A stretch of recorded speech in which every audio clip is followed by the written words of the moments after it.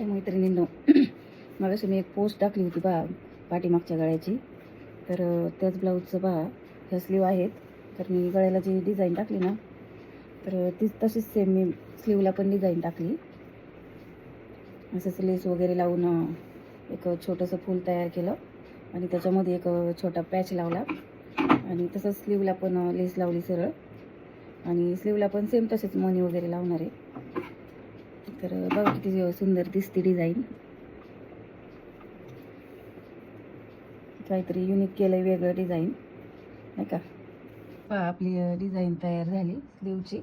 Slew plain आहे आणि 3/4 design आहे. आणि कशी वाटली तुम्हाला हे ब्लाऊजची डिझाईन स्लीवची? तर हे पहा आहे की नाही काहीतरी युनिक. कशी वाटली तुम्हाला ही स्लीवची डिझाईन? दोन्ही पण ब्लाऊजची डिझाईन दाखवते.